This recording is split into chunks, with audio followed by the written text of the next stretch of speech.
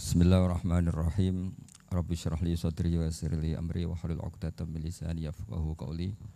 Allahumma shalli wa sallim ala habibika Mustafa sayyidina Muhammadin wa ala alihi wa sahbihi asma'in nama ba'du. Yang sangat saya hormati Ketua Yayasan Badal Wakaf Habib Hasan Al-Munawwar. Juga di sini ada Bapak Rektor Pak Bejo, ada Direktur RSI Bapak Mas Yudi, para pembantu rektor, para dekan, semua yang hadir saya hormati. Ini karena acara kampus, acara rileks, saya akan menyampaikan kajian ilmiah secara rileks bahwa ini meringati tahun baru itu jelas salah ini. Ini bukan tahun baru ini, tahun terakhir. Karena ini tanggal 29 ya. 29. Jadi ini meringati akhir tahun.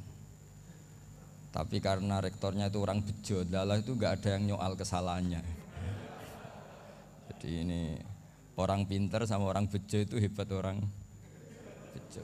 Saya ini orang pinter, maka tahu kalau ini itu akhir tahun, bukan awal tahun. Tapi saya ada orang bejo, pinter saya enggak terekspos, sehingga orang tetap saja bilang ini peringatan awal apa? Tahun. Jadi menang orang bejo gitu. Ini akhir tahun apa awal tahun? Hari ini akhir tahun. Berarti ini peringatan apa? Akhir tahun. Hanya orang bejo yang kesalahannya tidak dikoreksi. Jadi ini alhamdulillah. Jadi ya tapi ini kesalahan yang tidak maksiat. Insya Allah dimaafkan Allah Subhanahu Wa Taala ini karena kesalahan itu ada dua. Ada kesalahan yang maksiat, ada kesalahan yang tidak maksiat. Saya punya komitmen terhadap agama ini. Baik tadi yang dikatakan Pak Rektor, ada unsur ulama, ada unsur habaib, ada unsur pengusaha, ada unsur birokrat. Di antara kenangan-kenangan saya dari Syekhina guru kita bersama Kiai Haji Maimun Zubair, beliau itu sering dawuh, sering ngendikan, dan itu saya sampaikan juga ketika 7 hari wafatnya Agus Robah, cucu Mbah Maimun, putra Agus Subah. Di antara yang beliau katakan itu adalah sok hak agama itu sing nggawa pegawai negeri. Itu berkali-kali beliau ngendikan gitu. Ya saya agak bantah. Lah kalau santri bah, ya santri karuan mesti nggawa agama, tapi sok ben sing nggawa pegawai negeri. Setelah saya jadi kiai dan penelitian, saya itu berkali-kali didatangi dokter, tentara, juga polisi. Mereka sering bilang gini, "Gus, saya ini dokter negeri. Saya ke NTT, ke Papua, karena saya muslim, berkebutuhan Islam, maka dibikinkan musola, dibikinkan masjid. Kalau kiai tidak bisa, bikin sendiri urunan, mau narik siapa? Mau narik tarikan di jalan yang mau nyumbang siapa? Tapi kalau kebutuhan negara, karena tugas negara, ya difasilitasi negara dan tidak dianggap misionaris karena negara. Begitu juga di beberapa negara yang non-muslim kayak di Argentina, di Venezuela, itu ada masjid, ada kajian Islam ya karena duta besar. Dan itu aparat negara. Disinilah kearifan para ulama berkoalisi dengan umarok dengan makna yang positif bahwa agama ini harus ditopang umarok, sistem negara. Tentu di situ ada tentara, ada polisi, ada macam-macam. Kita sebagai kiai juga enggak berdaya di depan para bandar narkoba apa-apa kalau enggak ada BNN. Kita mau apa dengan korupsi kalau enggak ada KPK. Sehingga kearifan para guru-guru kita, mulai Mbah Maimun, bapak saya sendiri, NU, Muhammadiyah, semua ormas-ormas Islam itu pasti maulah kerjasama. Karena kita siapa ya? Kalau enggak kerjasama. Dan di antara pesan Rasulullah SAW adalah yaduwahi ma'al jamaah. Jadi apa ya, kebersamaan itu sudah berkah. Fa inna yadallahi ma'al jamaah. Jadi berkah. Lalu kenapa saya kalau ngaji bawa kitab? Ini agak sebetulnya itu lazim. Lazim itu suatu yang harus. Tapi karena kelamaan mubalek itu tidak pakai kitab. Seakan-akan bawa kitab itu yang aneh. Sebenarnya aneh mereka. Karena begini logika simpelnya ya. Umat Nabi ini berhak dapat apa coba? Berhak dapat warisan yang paling luhur, paling hebat, paling jernih. Apa itu Quran dan hadis? Pertanyaannya, siapa yang paling punya hak otoritatif untuk menerangkan Quran hadis? Ulama. Ulama yang mana? Ya yang kapabel, yang sudah diakui dunia kayak Imam Ghazali, Imam Bukhari, Imam Syafi'i. Artinya kalau kita tidak pakai materi itu ulama mendapat pikiran kita, bukan mendapat pikiran mereka. Saya ulang lagi, kalau kita tidak pakai materi yang otentik, yang orisinil, umat ini mendapat pikiran kita, bukan pikiran mereka. Maka saya berusaha supaya teman-teman atau semua umat Islam dapat pikiran-pikirannya Imam Ghazali, pikiran-pikiran Imam Bukhari, pikiran-pikiran Abul Qasim Al-Junaidi, kejernian-kejernian Abu Yazid Al-Bustami.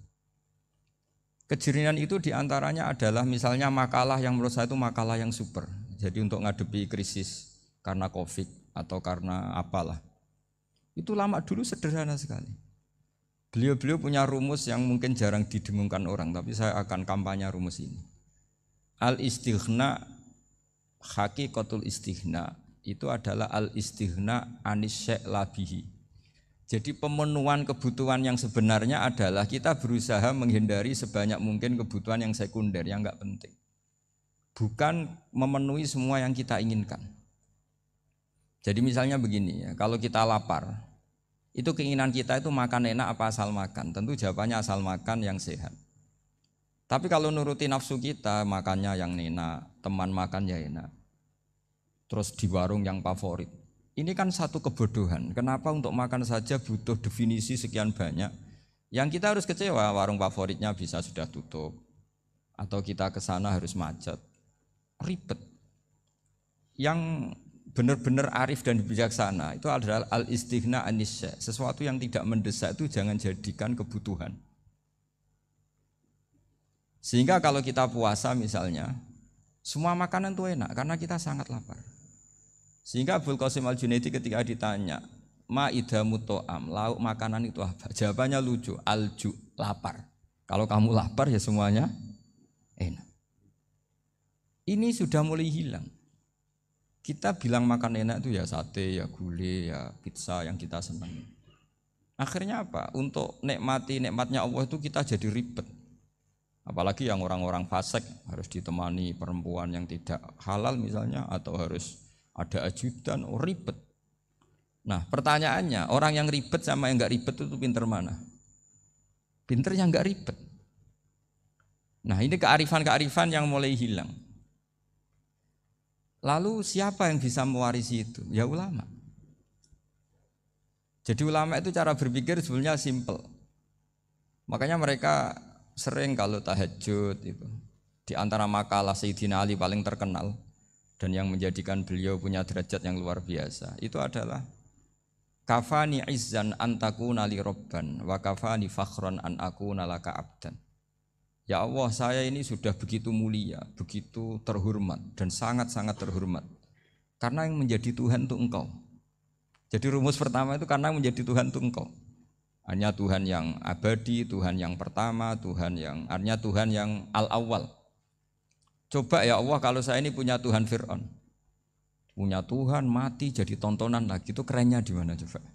Andai kan kita punya Tuhan Fir'aun, atau punya Tuhan yang asal usulnya manusia, apapun hebatnya manusia itu, kita punya Tuhan manusia itu.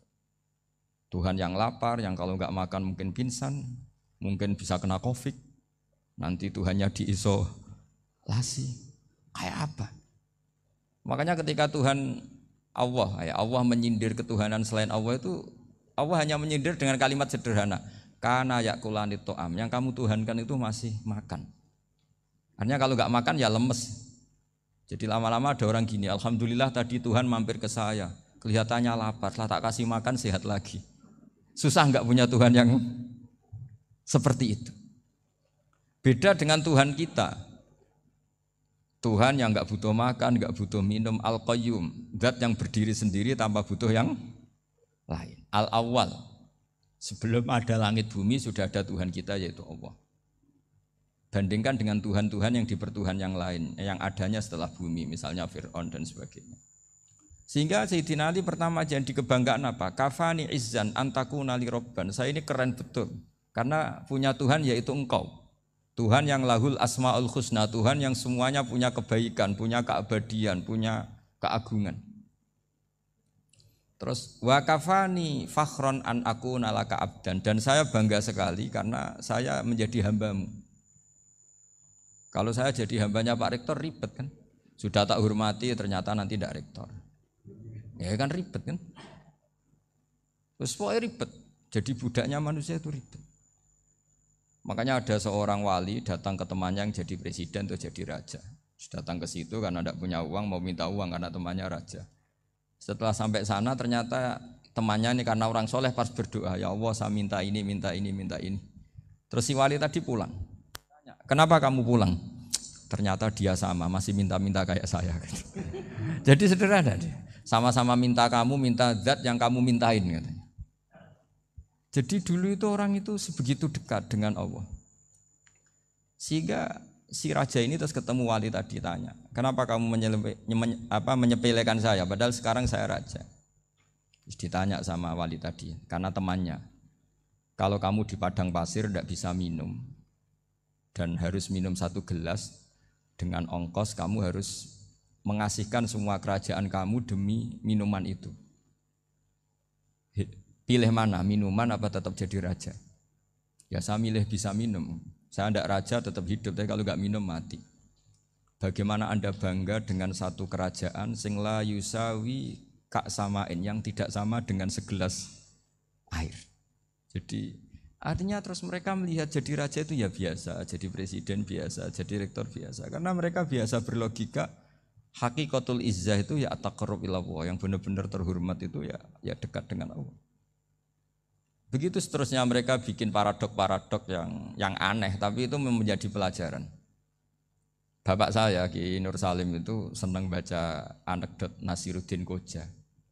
Itu kalau bikin orang-orang aneh, itu dia datang ke satu pesta, pakai baju lusuh, pakai sarung lusuh atau celana lusuh, sama Sohibul Bait yang punya acara dibiarin. Setelah dibiarin dia pulang pakai jas, pakai dasi, pokoknya keren. Dihormatin, pakai alpat, pokoknya dihormatin. Silakan. Pas dia disuruh minum, minumannya itu disokkan saja ke sakunya. Jas, kamu harus minum yang banyak, karena kamu yang dihormati, bukan saya. Terus makanan ya semuanya diletakkan di saku, ada yang apa? Ayo kamu makan yang banyak. Alpatnya juga gitu, dikasih sate apa? Ayo kamu makan yang banyak. Mereka tidak melihat saya, melihat kamu. Akhirnya orang satu pesta itu istighfar semua, berarti kita ini salah. Terus dia pidato, kenapa kamu uang gitu? Tadi saya datang, orangnya sama. Gara-gara beda pakaian, penghormatannya beda. Berarti yang berhak dapat makanan ini jasa ya, bukan saya. Betapa naifnya kita sebagai orang. Ternyata kita masih hormat sesuatu yang seperti itu, yang atribut lah. Jadi orang-orang sufi itu orang yang bisa menertawakan dunia. Akhirnya ya, pertama dia dianggap orang gila, masa jas dikasih makan, dikasih minum. Tapi secara fikih dia benar, haram dia makan. Karena pas dia datang dibiarin, setelah pakai jas dikasih makan. Berarti hakikat yang dapat rezeki siapa? Jasnya apa orangnya? Jasnya apa orangnya? Jasnya. Jadi itu orang-orang sufi, kearifan orang-orang dulu itu bisa ngelola hal-hal yang keseharian menjadi luar biasa. Ada seorang wali melihat istrinya makan 1 piring, anaknya makan 1 piring. Ditanya, kalian kenyang? Wah kenyang sekali.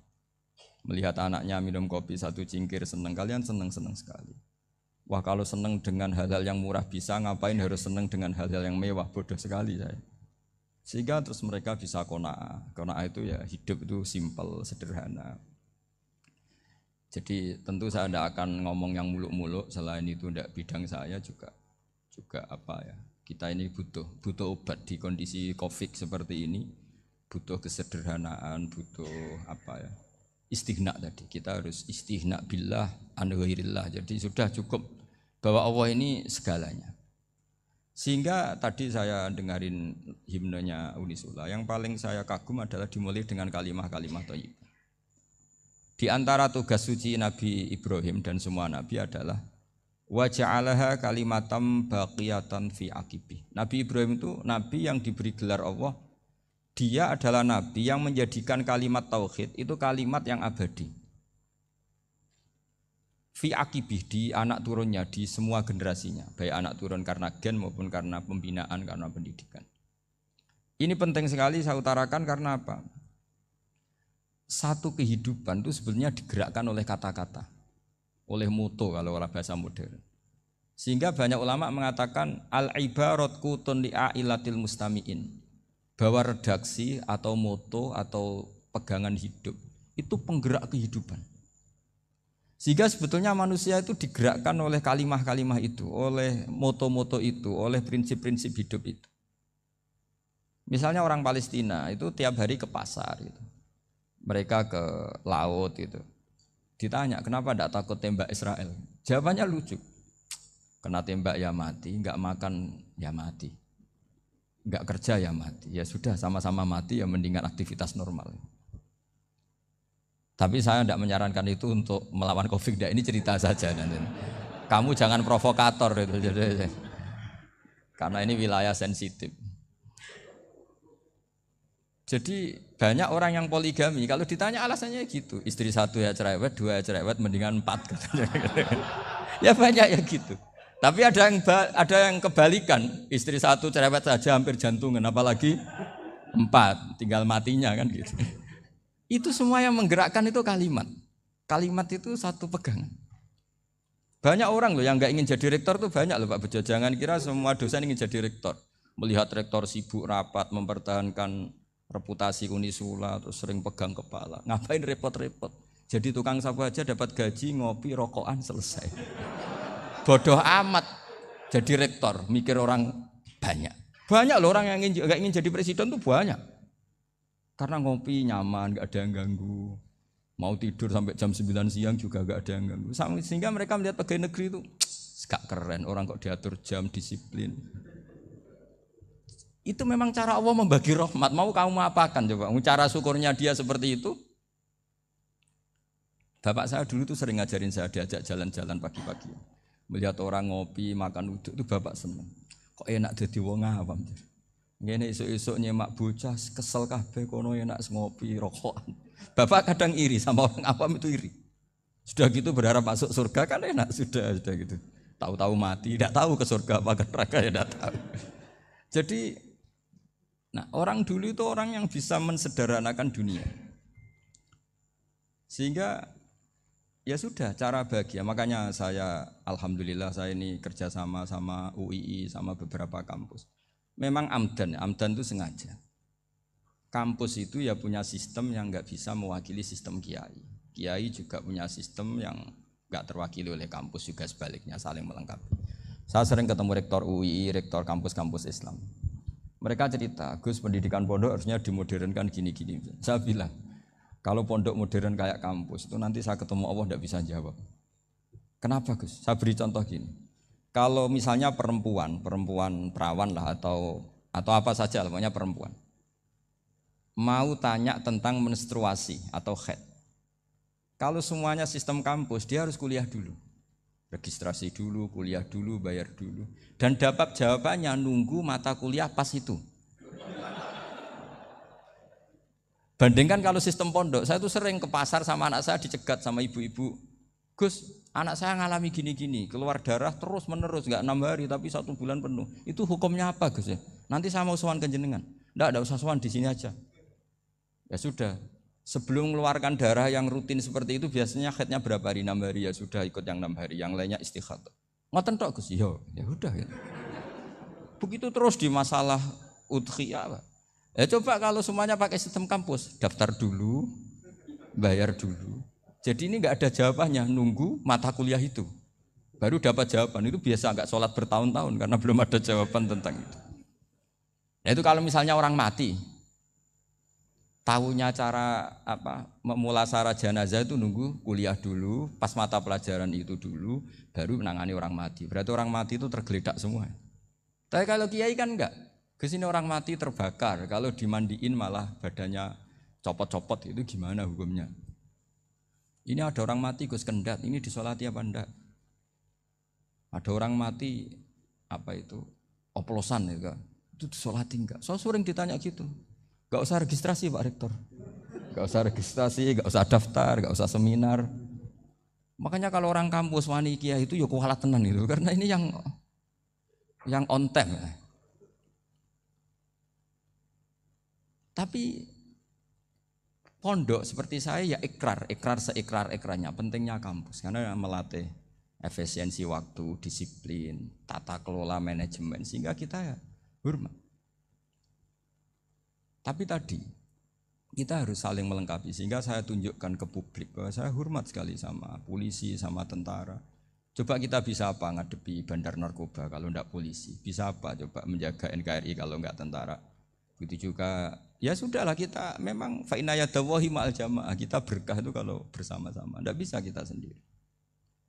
Nah lalu orang kayak saya itu ya beberapa kali sebetulnya saya itu ditawanin jadi dokter honoris causa apa. Kekhawatiran saya satu Pak Bejo. Takut pas enggak punya uang. Itu dokter kok di duit kan gak pantas gitu. Jadi repot gitu daripada beban lah sudahlah nggak usah dokter. Jadi kalau nggak punya uang ya pantas, terus kalau ngebis ya pantas.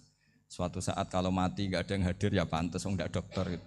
Kalau sudah dokter kok masuk neraka, dokter kok masuk neraka kayaknya kayaknya apalagi rektor kampus Islam kok masuk neraka itu kan kok kayak nggak pas itu.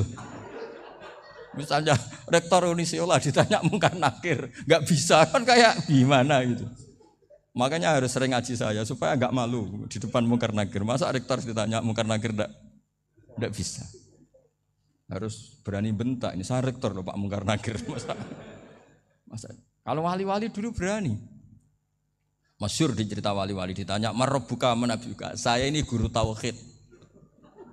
Kok kamu tanya marabbuka manabuka yang ngotok? Kamu tidak pernah ngaji, enak aja tanya. Jadi wali-wali itu ya rileks ngadepi mungkin. Saya yakin rileks wali di Bang Pak Rektor. Saya yakin itu. Karena wali itu lebih dekat Allah.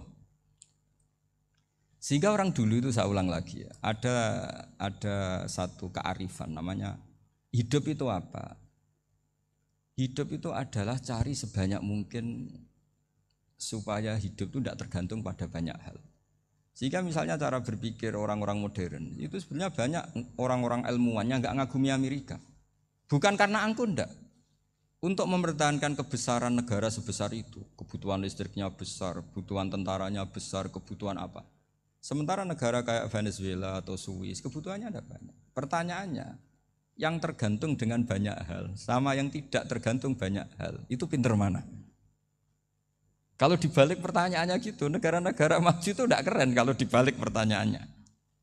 Orang yang untuk mempertahankan eksistensinya banyak, butuh banyak hal, dengan yang tidak butuh banyak hal, itu pinter mana?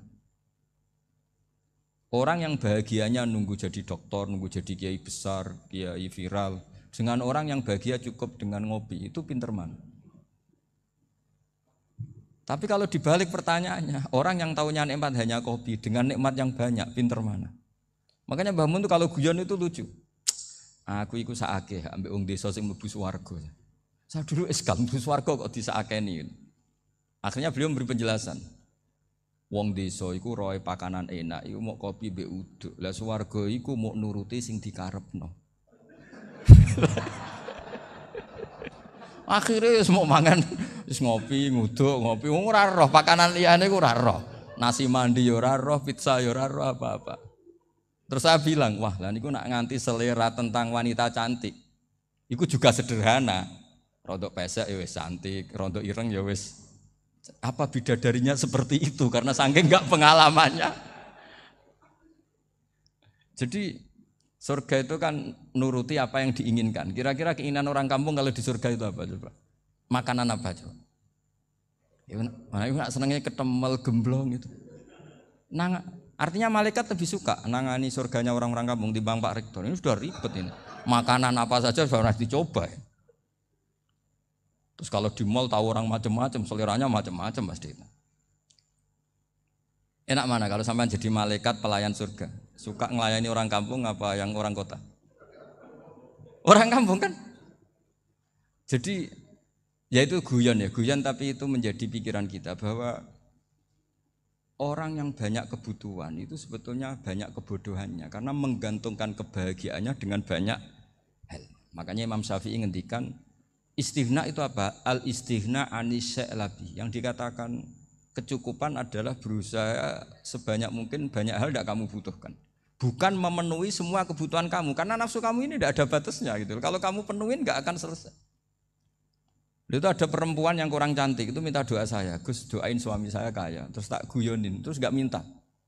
Kalau suami kamu kaya, yang pertama dirubah itu apa? Rumah Gus, supaya rumah saya bagus. Kedua apa? Mobil, supaya mobil saya bagus. Nanti yang dievaluasi itu kamu. mobil bagus, Alphard, rumah mewah, istrinya kamu, pasti itu dievaluasi. Langsung enggak usah. Sudah gini aja kan. Jadi pertama yang dievaluasi itu kaya itu, coba kalau suami kaya itu yang dievaluasi pertama rumah ya. Rumah ganti. Setelah itu apa? Mobil. Kira-kira berikutnya. Akhirnya sudah enggak jadi. Nabi Ibrahim itu pernah minta umur panjang. Keren umur panjang.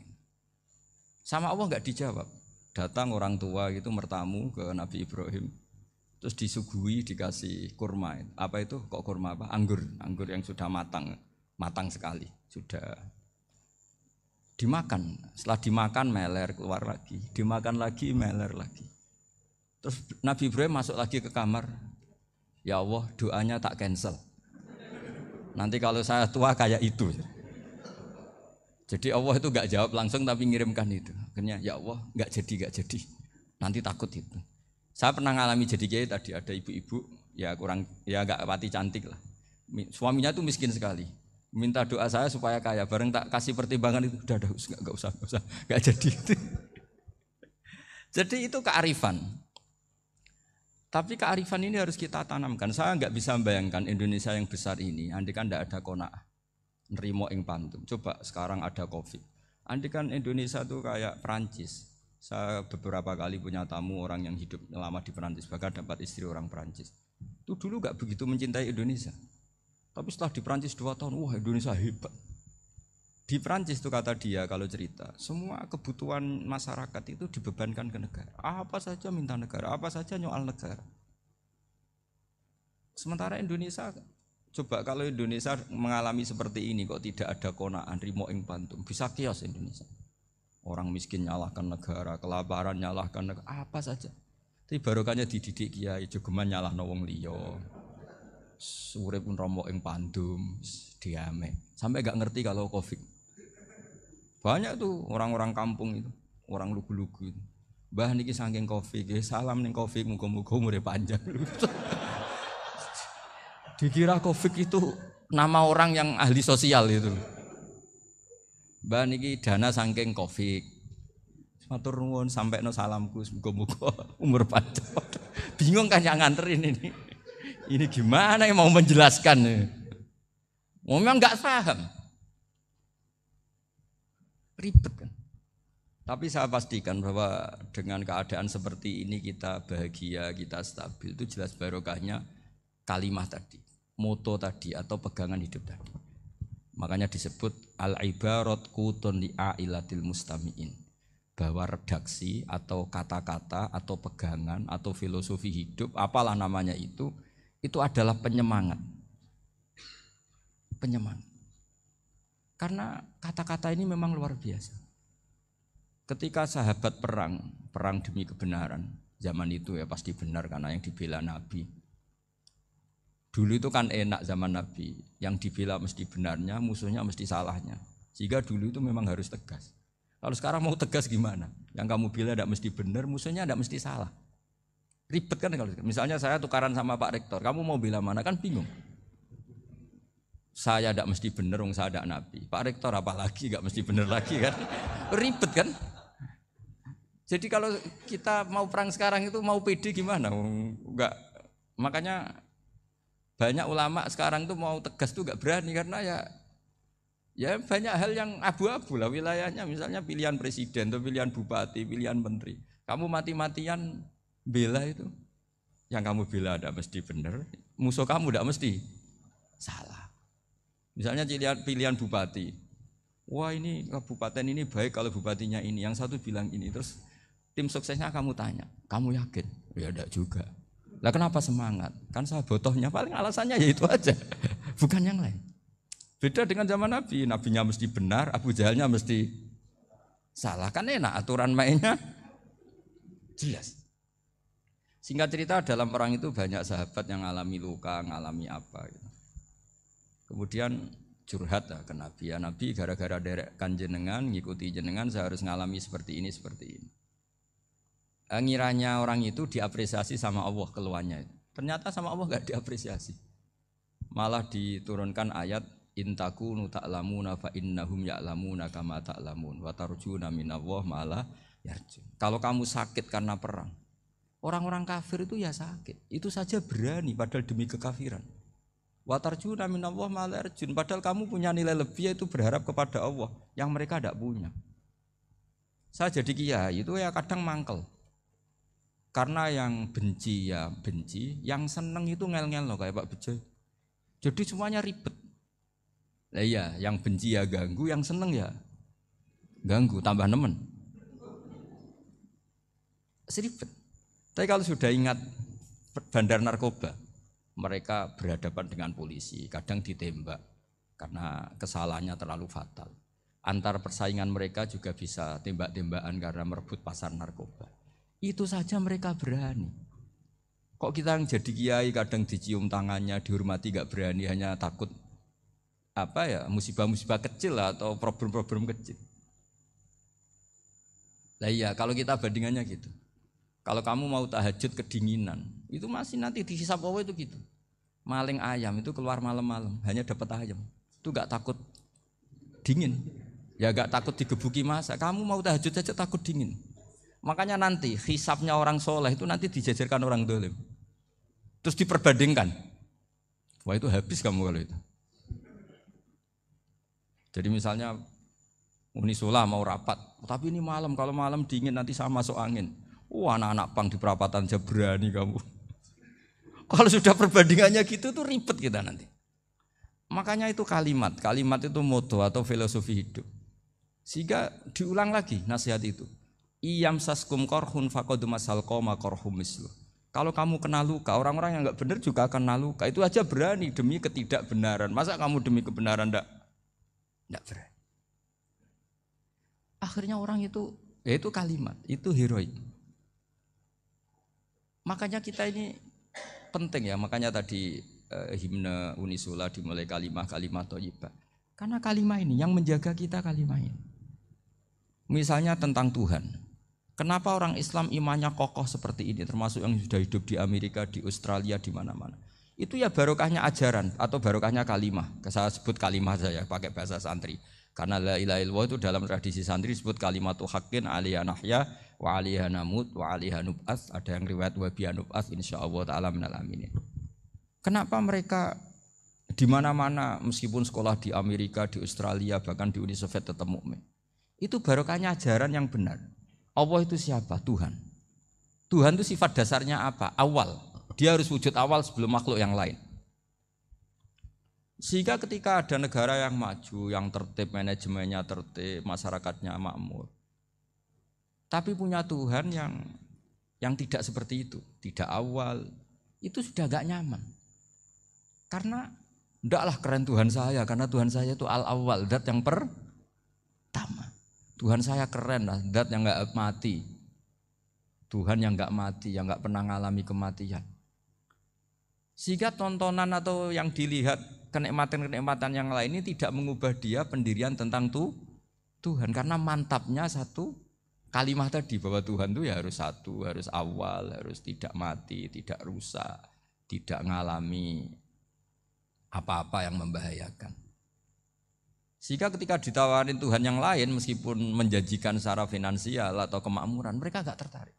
Itu coba, itu barokahnya makmur apa barokahnya ajaran? Barokahnya ajaran. Sering negara Islam itu kalah makmur dengan mereka, tapi barokahnya ajaran ini tetap apa? Tetap Islam. Makanya Nabi Ibrahim, Nabi yang sukses bikin wa ja'alaha kalimatam baqiyatan fi aqibi. Sehingga kita ini bekti sama orang tua misalnya, itu ya karena ajaran. Suwargamu itu karek wong tuamu. Nak wong tuamu ridho, Allah ridho. Nak ora ridho, Allah ora ridho. Ridho wa fi ridhol walidain wa sakhatu wa sukhtu wa fi sakhatil. Sehingga ketika ada orang tua yang agak brengsek gitu, anak-anak tetap hormat. Punya orang tua yang miskin, yang sudah miskin, tukang tombok nomor, banyak kan di kampung gitu. Ya tetap hormat. Coba kalau dari awal kita ngajari orang tua kamu hormati ya, kalau baik, kalau enggak usah. Bisa geger Indonesia. Tapi barokahnya ajaran-ajaran itu Indonesia tertib karena ada ajaran. Nah ini di sini pesantren dan Unisula semua harus berkontribusi membuat ajaran yang benar itu adalah ciri utama Islam. Sehingga Islam ini dimulai dengan ajaran kalimatu haqqin alaiha nahya wa alaiha namut. Sehingga kita tenang seperti ini. Saya ini termasuk kiai yang tenang. Meskipun kata orang banyak saya ini kiai besar, tapi termasuk kiai yang paling tenang. Termasuk yang paling tenang. Karena saya ini pakai mazhab orang-orang hebat. Saya berkali-kali cerita, orang kayak Imam Syafi'i itu orang yang luar biasa. Saya berkali-kali cerita, orang yang tadi nyium tangan kamu ya Imam Syafi'i, di belakang tuh ngerasani kamu, menghujat kamu. Jawabannya enak saja. Berarti saya alhamdulillah orang yang wibawa. Buktinya di depan saya enggak berani. Jadi enteng saja.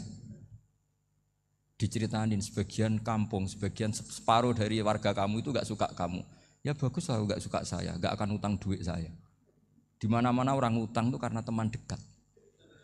Kalau enggak senang pasti minimal enggak utang, enggak pinjam mobil, enggak pinjam apa. Berkah mana yang senang sama yang gede. Jadi dianggap enteng saja. Semua yang dialamin dianggap enteng saja. Misalnya punya istri pemarah, ya baguslah marahin suami. Kalau marahin tonggo malah ribet. Jadi kamu harus terima kasih kalau dimarahin istri. Baguslah marahin saya mah, kalau marahin tonggo ribet. Jadi enteng saja. Tapi kita sekarang itu karena nafsu ya, sehingga menghadapi hidup ini ribet. Ulama dulu kalau mau mati itu senangnya bukan main. Sudah lama saya ini ingin gak maksiat. Kayaknya gak maksiat paling efektif itu mati. Ya tidak apa-apa Gusti, kalau sebaiknya mati ya mati aja. Enteng saja. Jadi melihat kematian itu akhir dari segala keburukan atau potensi keburukan. Apapun baik kita sekarang, suatu saat mungkin kita gak baik. Yang bisa menghentikan ketidakbaikan atau potensi ketidakbaikan itu apa coba? Mati kan? Berarti mati itu mengerikan apa menyenangkan? Mesti kamu tidak berani menjawab. Meskipun secara ilmu kamu berani, tapi secara rasa agak berani kan? Saya ulang lagi ya. Yang bisa menghentikan keburukan atau potensi keburukan itu apa coba? Apa? Kematian. Berarti kematian itu menyenangkan atau menyusahkan? Apapun kamu tidak berani jawab karena kamu agak-agak duniawi itu kelihatannya. Tapi secara ilmu, kamu tahu kan kalau mati itu tidak buruk-buruk banget. Karena apa? Itu akhir dari segala keburukan. Sehingga Nabi ngajarkan kalimat itu begitu luar biasa. Allahumma ahyini maka natil hayatu khairan li wa tawaffani maka natil wafatu khairan li. Nabi melihat dunia itu begitu indah. Ya Allah, kalau saya ini hidup, anggap saja hidup ini ziyadatan li fi kulli khairin, menjadi modal saya menambah segala kebaikan. Jika suatu saat saya mati, anggap mawon rohatan li min kulli syarrin, itu akhir dari segala keburukan saya. Sehingga mati hidup ya baik karena di situ kita bisa berkontribusi, beramal soleh. Mati juga baik karena mengakhiri segala keburukan.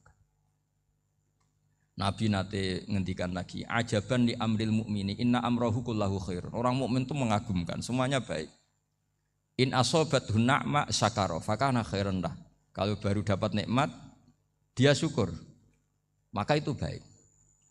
Wa in asobatu dharra sabara. Kalau dapat masalah mereka sabar, itu juga baik. Sehingga orang mukmin dua sisinya pasti baik. Itu juga kalimat, maksudnya moto atau pegangan hidup. Nah berikut ini saya beri contoh, ini kenangan saya, ini contoh terakhir. Masalah jadi orang terkenal maupun tidak. Di sini dicontohkan Imam Ghazali di halaman 367 di kitab saya 367, juznya 3 di kitab Ihya Ulumuddin. Di sini beliau cerita betapa untuk menjaga ikhlas sebaiknya orang itu tidak terkenal, tidak syuhrah, tidak terkenal. Oke, itu kita sepakat ya, karena kalau terkenal mungkin orang dipaksa publik dengan tanda kutip untuk selalu berbuat baik, tapi karena jaim lah, jaga image atau apa. Tapi ketika dibalik pertanyaannya, kamu rela yang terkenal itu orang enggak benar, sementara yang orang benar itu enggak terkenal. Lalu masyarakat taunya yang tidak benar. Kalau pertanyaannya dibalik gitu, orang baik wajib terkenal enggak? Kalau pertanyaannya dibalik seperti itu. Dokter yang benar tidak terkenal, yang malpraktek terkenal. Kamu ingin kondisi seperti itu? Gak ingin kan? Kampus yang bagus gak terkenal, kampus yang bagus gak terkenal, yang gak bagus. Nah, Artinya apa? Gara-gara olah kata, olah pikiran, ini logika jadi rubah. Lagi-lagi apa? Jawaban itu ada di kata-kata sebetulnya. Makanya bab-bab seperti ini tidak usahlah kita berdebat, berpolemik. Sebaiknya orang itu humul, menutup diri. Apa sebaiknya orang terkenal, itu nggak perlu seperti itu. Sudah terserah Tuhan saja. Makanya saya mulai dulu ngaji sampai sekarang itu ya tidak punya punya ikon tertentu atau punya website tertentu, enggak. Sudah terserah pangeran. Sudah. Saya juga tidak sok suci materialistik atau enggak, ya enggak mikir saya. Bukan apa-apa ya, karena saya ini kiai, jadi biasa urusannya sama Allah, tidak sama makhluk. Jadi pusing kalau sama sarah-sarahnya makhluk itu pusing ya. Meskipun rektor kalau nasihati saya pasti tidak saya terima, itu tetap makhluk, itu sudah ada ngefek kalau saya itu sudah ada itu. Bukan karena saya sombong, ya memang makhluk betul gitu, bukan. Cuma nasibnya bejo aja, tapi makhluk tetap makhluk. Saya beri contoh ya. Ini makalah yang ditulis Imam Ghazali. Ya, i'lam aslahaka Allah anna aslal jah wa intisarus sayyid atau sayyidi wal istihar. Wa huwa mazmum itu. Balil mahmudu al-khumulu illa man saharahu wa ta'ala linasri dini min ghairi takallufi talabi syuhrati minhu. Jadi kalau kamu ingin ibadah kamu selamat, ya kamu jangan terkenal. Tapi resikonya adalah kalau kebaikan itu tidak terkenal, maka agak dikenali. Kalau agak dikenali berarti masyarakat hanya punya percontohan yang tidak baik, karena yang baik tidak terkenal. Jadi itulah ulama-ulama dulu. Jadi apa-apa itu dibanding-bandingkan. Kemudian nanti kelihatan, jawabannya itu kelihatan. Jadi ulama dulu itu biasa ngarang misalnya afatun nikah, sisi negatifnya nikah, harus ngurmat istri, harus macam-macam, kalau terlantar itu ya dosa. Seperti tadi Pak Marsudi cerita, kalau orang ngapalkan Quran itu takut lupa, kalau lupa itu jadi dosa. Pertanyaannya, kalau semua orang takut lupa, takut dosa, semua orang nggak hafal Quran karena potongan-potongan lupa. Cara berpikir tidak seperti itu. Kalau berpikir ya namanya hafalan ya inginnya hafal, kan nggak ingin lupa. Lah nanti kalau takdirnya lupa karena hal-hal yang dimaklumi oleh syariat itu nggak yang termasuk dosa. Yang dosa itu lupa liwiri udrin syar'iyyin, lupa yang tidak ada sebab yang apa? Syar'i. Tapi lupa bawaan EQ-nya tidak bagus, lupa bawaan sering dibentak. Oh itu enggak masalah karena bawaannya orang tertekan itu ya lupa. Coba kamu hafal Quran, terus punya kredit jatuh tempo, pas hari itu aku yakin enggak cerdas sudah. Itu bawaannya orang tertekan itu pasti lupa. Jadi ya saya teruskan ya. Jadi terus ada makalah yang sangat bagus sekali tentang itu. Saya baca ya. Wa yadullu ala dzalika anna Allah azza wa jalla amaral anbiya'a bi idharil amali lil iktida wa khassahum bi mansibin nubuwah. Wala yajuzu ayyudhanna bihim annahum khurrimu afdhalal amalen. Jadi orang yang terlalu mendewa-dewakan khumul itu menutup diri. Oke, itu baik karena dengan khumul, dengan menutup diri Anda tidak riya, Anda tidak pamer. Tapi kata Imam Ghazali, kamu juga harus ingat, di antara syaratnya Nabi itu harus mengumumkan kalau beliau itu seorang Nabi. Harus memaklumatkan kalau beliau seorang Nabi supaya bisa diikuti. Caranya sholat harus diumumkan. Sehingga Nabi itu mengatakan harus jamaah. Karena dengan cara jamaah itu bisa shollu kama ra'aitumuni usolli. Coba kalau Nabi sholatnya enggak diperlihatkan, kamu harus sholat yang benar. Caranya gimana ya Rasulullah? Itu rahasia. Bingung enggak kira-kira? Bingung enggak? Ya misalnya amal rahasia selalu lebih baik. Terus ada pertanyaan, Nabi ngendikan kamu sholat yang benar, caranya gimana Nabi? Ya itu rahasia. Terus gimana coba? Tapi Nabi ngendikan apa? Shollu kama ra'aitumuni usolli. Ya sudah, kamu sholat niru saya sholat. Berarti Nabi sholatnya diperlihatkan apa disembunyikan? Diperlihatkan. Jadi begitu juga saya berkali-kali bilang, orang tahu kalau itu bidan ya berdasar tulisan itu bidan. Tahu kalau itu dokter gigi ya itu dokter gigi. Jangan sampai gara-gara tidak ada tulisan mau beli alat bangunan di dokter gigi. Mau periksa gigi di toko bangunan. Gara-gara apa? Enggak ada maklumat. Nah, di sini ulama-ulama selalu memaklumatkan dirinya. Termasuk Imam Ghazali ketika ngarang kitab dinamai Ihya Ulumuddin, bahwa kitab ini bisa menghidupkan ilmu-ilmu agama yang mulai hilang. Begitu seterusnya. Jadi ini ngaji ya, jadi orang itu harus ngerti ya, jadi jangan nuruti emosi sendiri atau logika sendiri. Bahwa saya suka humul, ya monggo, agama Islam menyediakan sarana itu. Uzlah itu ya punya sisi kebaikannya sendiri. Tapi syuhrah terkenal asal tidak nuruti nafsu juga punya sisi kebaikannya sendiri. Setidaknya umat ini punya satu master kebaikan yang mudah diakses. Tapi tadi saya ulang lagi, jangan karena hadun nafsi, jangan karena kepentingan pribadi. Makanya di sini disebutkan wa yadullu ala dzalika ala syuhrah annallaha ta'ala amarul anbiya bi idzharil amal lil iktida. Allah selalu memerintahkan para nabi kalau ngamal kebaikan ya harus dimunculkan supaya bisa ditiru. Yaitu tadi kita tidak bisa bayangkan kan kalau misalnya Nabi menyuruh kamu harus sholat yang benar, kemudian sholatnya Nabi sembunyi.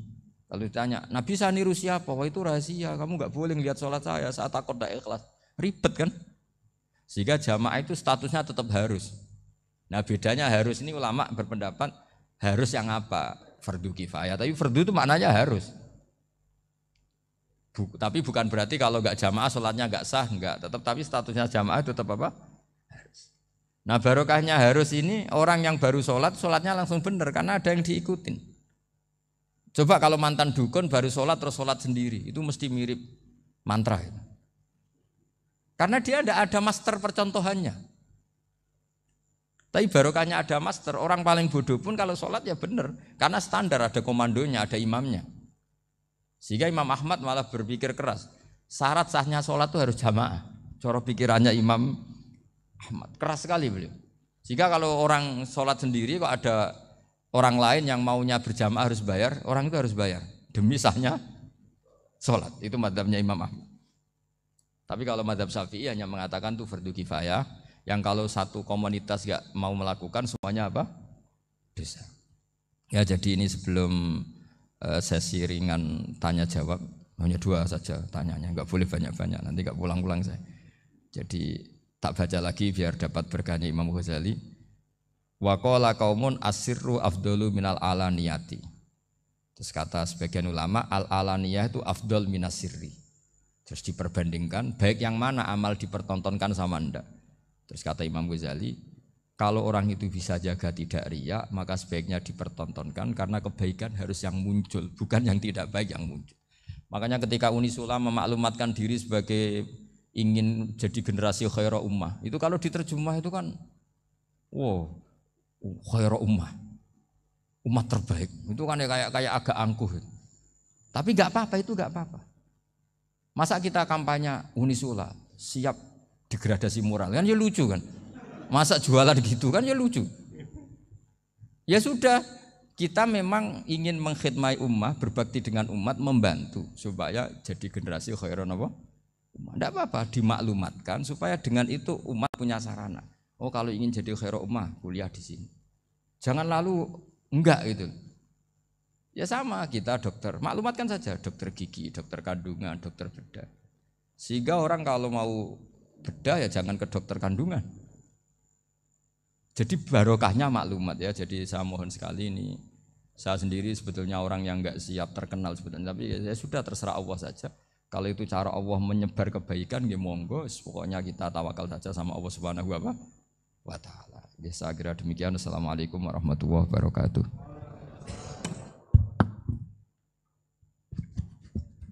Nggih, matur suwun, Gus. Alhamdulillah. Sesi tanya jawab. Gus, 2 nggih. Ya, ini ada dari Yogi Banjarmasin, 1 tipe dengan Ahmad Banyuwangi, 1 tipe dengan Rizka Pekanbaru. Yang dari Banjarmasin itu, Gus mohon izin ngaji lewat jarak jauh, baik melalui YouTube ataupun lewat medsos. Namun sanadnya bagaimana Gus? Sebab masa kini belum bisa ketemu langsung. Terus Rizka Pekanbaru ini trik mendidik akidah anak sejak dini pripun. Terus Ahmad Banyuwangi ini bagaimana kaum milenial, ini karena setipe Gus, generasi XYZ yang lahir tahun 2000-an. Bagaimana membuat menarik belajar tasawuf bagi generasi anak-anak. Nggih, namung niku. Tapi setunggal tipe niki tasawuf. Bagaimana belajar tasawuf untuk generasi-generasi yang cik nom-nom niku. Terus satu itu tipe dengan mendidik anak. Kemudian yang nomor 2 mohon izin ngaji jarak jauh. Sanatnya pripun? Karena belum bisa ketemu. Begini ya, saya mungkin yang kesekian kali ya punya tamu dari Kalimantan, dari Sulawesi. Memang kalau sebagian mereka pernah mondok itu tersiksa karena ngaji saya hanya lewat virtual atau lewat medsos. Kebaikan itu pasti sudah benar. Jadi dengan ketemu langsung maupun enggak itu secara sana itu sudah cukup. Cuma ada beberapa kebenaran yang butuh jelimet, butuh tahqiq, itu yang harus ketemu langsung. Tapi kalau yang kebenaran-kebenaran umum itu tidak perlu, karena kebenaran itu bahasa lainnya itu al-ma'ruf, sesuatu yang mudah dikenali oleh akal, oleh nurani, oleh komunitas, oleh sistem sosial. Sementara mungkar itu sesuatu yang aneh. Andai kan tidak ada agama pun, orang akan bilang selingkuh itu mungkar. Andai kan tidak ada agama pun, sesuatu milik siapa harus jelas. Sehingga diaturlah ini istrinya ini istrinya ini barangnya ini. Yang paling berhak make apa ya yang punya kan. Makanya nikah itu disebut ma'ruf. Yang boleh make ya yang punya. Misalnya yang boleh make mobil itu ya yang punya atau yang dapat izin. Itu disebut ma'ruf. Lalu yang enggak punya kok make, itu namanya mungkar. Ya aneh, enggak punya kok make tanpa izin. Sehingga kebaikan-kebaikan seperti ini enggak butuh sanad karena semua orang pasti kenal. Makanya disebut kebaikan itu al-ma'ruf. Kemungkaran disebut mungkar. Jadi ma'ruf maknanya arafahul aklu, akal ini mudah menerima. Mungkar maknanya angkarohul aklu, akal ini menjadi aneh. Kan nggak mungkin lah orang yang waras mau ini ada minuman, kalau kamu minum hilang kesadaran, minuman ini halal, itu aneh nggak? Aneh kan? Tapi kalau kebalikannya ini minuman manfaat untuk stamina, manfaat untuk kesehatan, maka ini halal. Nah agama itu datang dengan sesuatu yang ma'ruf dan menolak sesuatu yang mungkar. Nah kebaikan-kebaikan seperti ini itu Pak Rektor gak perlu sanad karena itu sudah lazim, sudah keniscayaan. Lalu ada kebenaran yang butuh detail. Misalnya begini, wali nikah itu siapa? Wali nikah itu adalah bapaknya dan mbahnya misalnya. Nah kalimat dan mbahnya ini salah kalau dalam fikih Islam. Karena mbah dalam bahasa Jawa itu bisa mbah dari ibu. Sementara dalam otoritas Islam enggak memberikan hak ke mbah dari ibu. Seperti ini enggak boleh. Terus misalnya orang Kalimantan nikahkan putrinya dinikahkan oleh mbah dari ibunya hanya karena berdasar fatwa. Oh kemarin Gus Bahak atau Kiai siapa dawuh wali itu kalau enggak bapak ya mbah. Wong ini mbahnya. Nah itu butuh detail. Yang dimaksud mbah di bab wali adalah abul ab, bapaknya bapak, bukan sekedar mbah. Nah hal-hal seperti itu mohon sekali untuk tidak kesusu atau tidak tergesa ngambil kesimpulan karena itu butuh fikih yang apa? Detail. Ya butuh fikih yang apa? Detail. Padahal istilahnya sama, wali itu bapak dan mbah. Sehingga dalam kitab-kitab matan misalnya kalau ada fa'ahakul auliya bitazwid abun summa jaddun itu pasti sama sarah dikritik. Al-aula ayyakula abul ab, seharusnya jangan dikatakan mbah karena kalau mbah memasukkan dari ibu. Yang benar adalah abun fa'abul ab, bapaknya bapak. Nah, jadi kira-kira gitu Pak Rektor. Gantian jenengan yang menjelaskan ini. Yang nomor 2, bagaimana mendidik akidah dan tasawuf bagi generasi-generasi milenial ini. Ya kayak tadi tasawuf maupun tauhid maupun ilmu moral apapun itu mudah sekali dididik. Ciri utama agama ini itu ad-dinu yusrun, agama itu mudah. Mudah itu artinya ya nurani nerima ya gampang, akal ya gampang, komunitas ya nerima gampang. Kayak tadi penjelasan saya tentang Tuhan. Ada orang miskin dari Indonesia, misalnya kuliah di Amerika. Dia mulai kecil tahu yang seharusnya jadi Tuhan itu siapa. Ya yang menciptakan langit bumi, sebaiknya yang jadi Tuhan itu siapa? Ya yang wujudnya paling awal. Kemudian dikasih alternatif Tuhan yang wujudnya ada tanggalnya. Keren enggak misalnya? Kan terus enggak keren. Kok Tuhan sama buminya kok dulu buminya? Kayaknya kok enggak lah kayak gitu. Artinya barokahnya logika yang sehat ini kan ya setahu saya hampir jarang kan yang murtad masalah tauhid itu. Kalau moral banyak yang agak nakal, tapi secara tauhid jarang yang murtad karena tanaman logika tauhid itu mantap di Indonesia. Mulai kecil kan diajarin wujud, qidam, baqa, mukhalafatul lihawadisi, qiyamuhu fi nafsi. Sama, moral juga gitu. Jong jogeman misoi wong, kan dipisoi sakit enggak? Jangan pernah mencubit orang, dicubit itu sakit. Jadi orang diberi rasa, enggak enak loh disakitin orang, dijotosin orang, ya sudah jangan jotosin orang, enggak enak. Sehingga apa ya, kalau kamu ingin sopan ya disopani ya harus sopan, kalau ingin dihormati harus menghormati orang lain, sehingga itu tertanam. Makanya bangsa kita termasuk yang terbaik akhlaknya kalau musim haji itu dipuji-puji sama sekian negara karena pantangan lah kita nginjek orang sholat, melangkai orang ruko, orang sujud. Kalau orang lain mungkin kan seenaknya. Iya, karena mulai kecil itu dilatih tidak boleh melangkai orang, tidak boleh. Jadi akhlak itu ya diajarkan mulai kecil plus logikanya. Logika itu ya apa saja lah, yang penting menjadi anak kecil itu paham. Dan itu mudah, saya ulang lagi mudah, karena agama ini ad-dinu yusrun, agama ini mudah, jadi mudah difahami. Enggak bisa kamu katakan misalnya tasawuf. Tasawuf itu ya gampang kayak tadi, seperti Bapak kalau ngendikan. Makanan yang membuat enak itu karena menunya yang mewah kamu cocok atau karena kamu lapar. Lama-lama orang kan berpikir ya setiap puasa itu kok tempe enak, tahu enak, tapi kalau sudah buka, sudah kenyang, apa saja semuanya menjadi tidak enak. Padahal kualitas menunya masih enak, tapi gara-gara kenyang menjadi tidak enak. Berarti penyebab enak itu lapar apa menu? Lapar.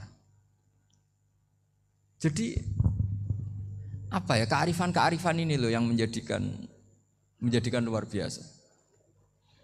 Makanya tadi ada kalimat yang benar, wa ja'alaha kalimatam baqiyatan fi aqibi. Jadi Ibrahim adalah nabi yang sukses menanamkan filosofi kebenaran ke anak cucunya. Dah, yang terakhir. Dah. Ini Siti Mutmainah dari Undip. Ya. Maunya bergabung tapi karena terbatas, mohon izin Gus mengingat mati kebaikannya nopo untuk keluarga maupun pemimpin. Wah, ya bagus lah kalau itu. Kalau di kitab-kitab yang saya baca, ingat mati itu tidak selalu baik, juga tidak selalu buruk. Malah kalau menurut Sayyid Abdul Al-Haddad, khusus yang para pelajar yang mencari ilmu itu nggak baik ibadahnya ingat mati. Karena dia harus dinamis, harus mobil. Kalau ingat mati kan terus lemes. Tapi kalau untuk pejabat harus ingat mati, kalau enggak korupsi terus itu. Harus ingat mati. Jadi kalau manfaat bagi keluarga begini ya, saya merasakan. Ini tanya anak saya itu baru tamat aliyah kemarin. Yang satu barusan mondok sarang baru 2 bulan atau 1 bulan.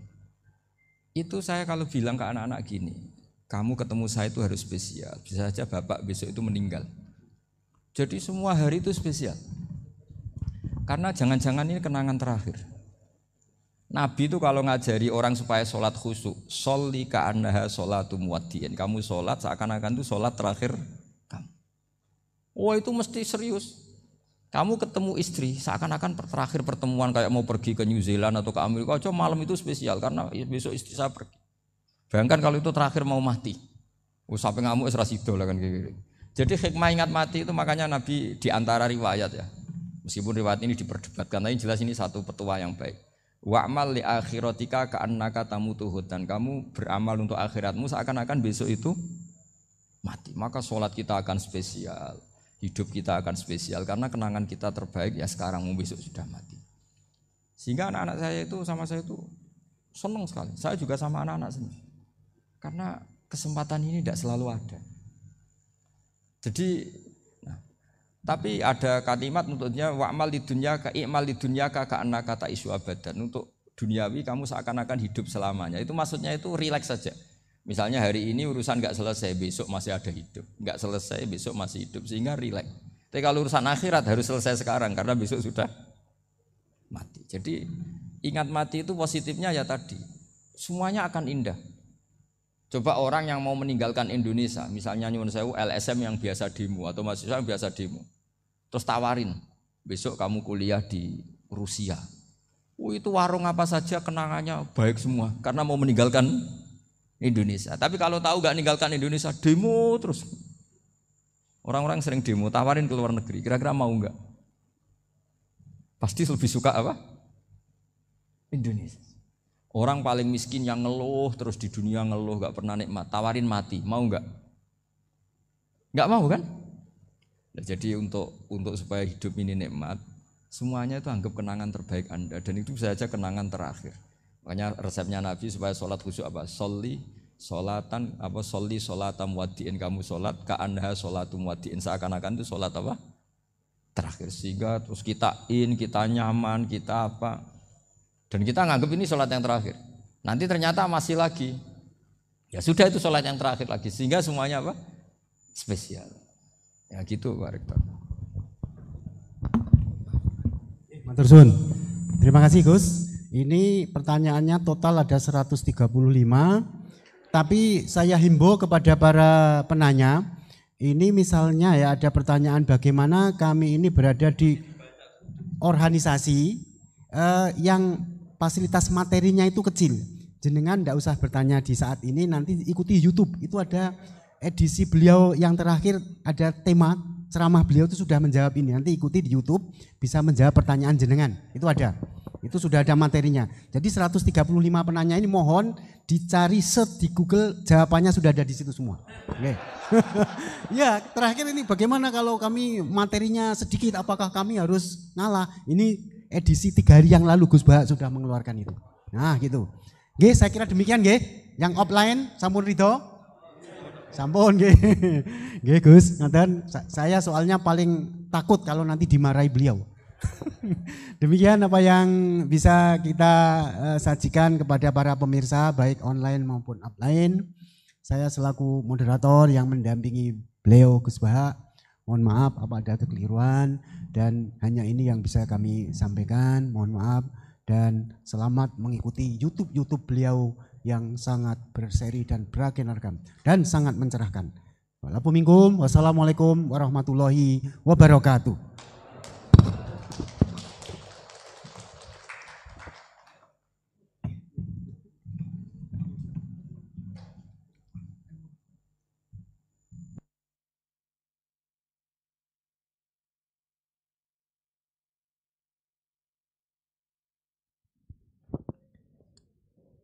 Acara selanjutnya yaitu doa kepada Dr. Andes Ahmad Yasin Asy'ari SMSI, dipersilakan.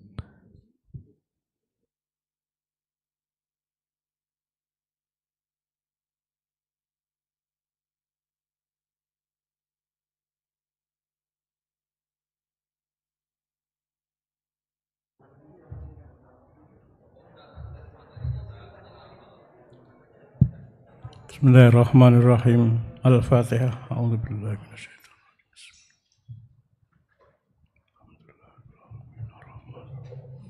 Maliki yaumiddin. Iyyaka na'budu wa iyyaka nasta'in. Shiratal ladzina an'amta 'alaihim ghairil maghdubi 'alaihim waladdallin. Bismillahirrahmanirrahim. Alhamdulillahirabbil alamin. Alhamdulillahirabbil alamin. Alhamdulillahirabbil alamin. Assalatu wassalamu ala sayyidil mursalin sayyidina maulana Muhammadin wa ala alihi wa sahbihi ajma'in. Subhanaka la ilma lana illa ma 'allamtana innaka antal alimul hakim. La ilaha illa anta subhanaka inni kuntu minadh dhalimin.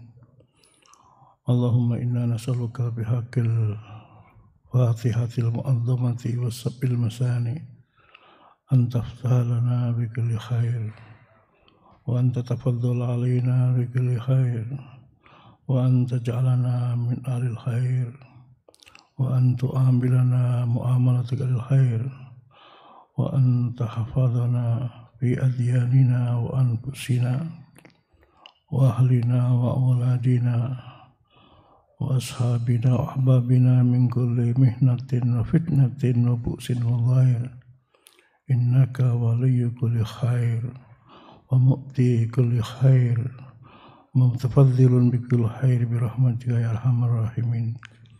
اللهم إنا نسألك من خير ما سألك نبيك محمد صلى الله عليه وسلم ونعوذ بك من شر ما استعاذ منه نبيك محمد صلى الله عليه وسلم وأنت المستعان وأنت المستعان وأنت المستعان وعليك البلاغ ولا حول ولا قوة إلا بالله العلي العظيم.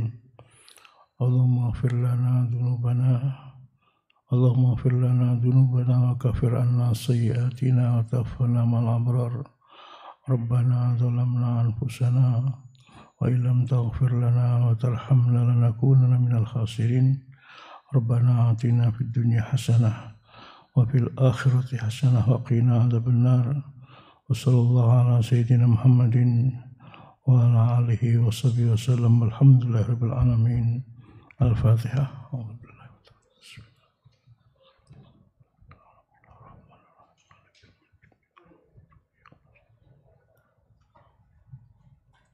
Assalamualaikum warahmatullahi wabarakatuh.